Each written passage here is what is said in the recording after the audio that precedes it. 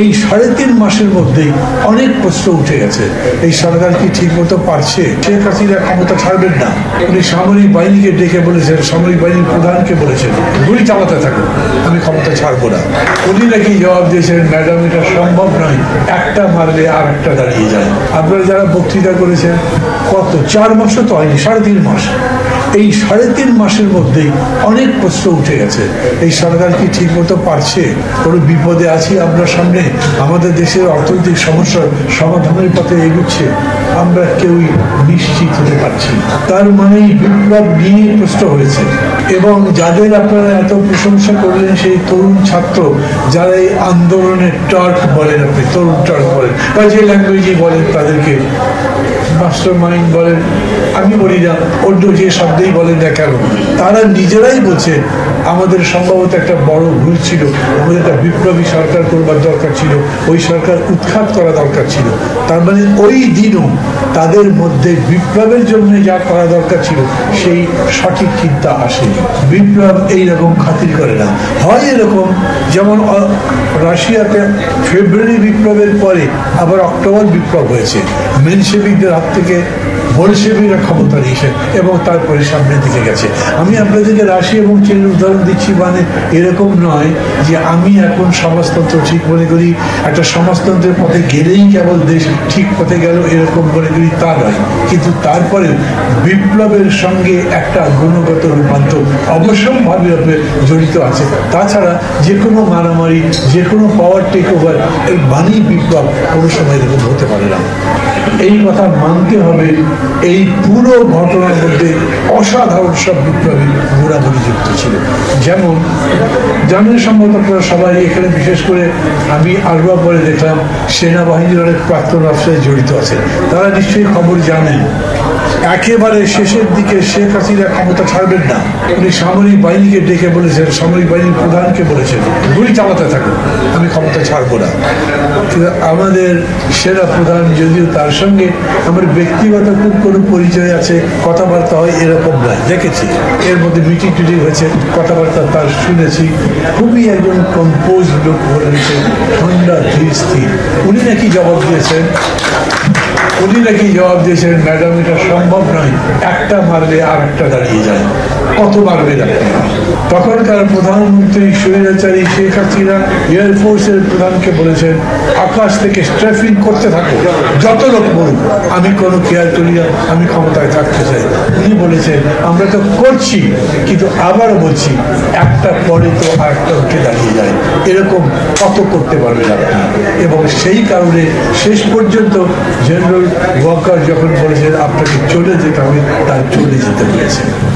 এটা সোজা কথা নয়।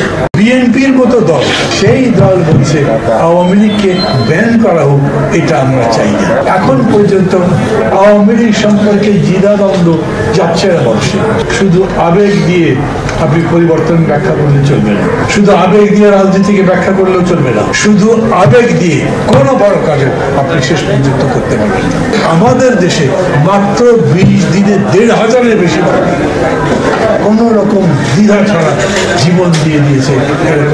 পৃথিবীর ইতিহাসে বড় কোনো উত্থান ঘটনা, কোনো বড় বিপ্লবের এইরকম উদাহরণ নেই।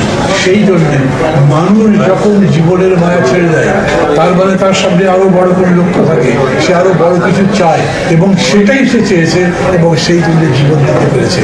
বাংলাদেশের 18 কোটি মানুষ, আমি এরকম করে মনে করি আওয়ামী লীগ আর তার দোষর কিছু ছিল যে এদের বাদ দিয়ে বাকি প্রত্যেকটা মানুষ এই অভ্যুত্থানে যোগ দিয়েছিল। এর চাইতে বড় বিপ্লবী চরিত্র কি হবে? কিন্তু তারপরে বিপ্লব বলতে দ্বিধা কেন? একটা চুপ আছে বসে, ও যে দেশের রাষ্ট্রপতি, সেই দেশে যদি আপনি বলেন এটা একটা বিপ্লবী রূপান্তর হয়েছে, তাহলে এটা বিকবে না।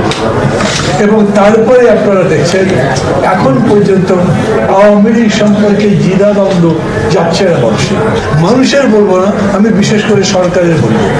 ক্ষমতায় আসবার আগে মানে এয়ারপোর্টে যখন ডক্টর ইউনূস আসলেন, সবাই তাকে অনেকগুলো প্রশ্ন করেছে, তার প্রশ্নের একটা জবাবে তিনি বলেছিলেন আমি চাই বাংলাদেশ হবে একটা একটা পরিবার। উনি বলেছেন বাংলাদেশে আমি অন্তর্ভুক্তিমূলক রাজনীতি করতে চাই। অন্তর্ভুক্তিমূলক রাজনীতি মানে কি?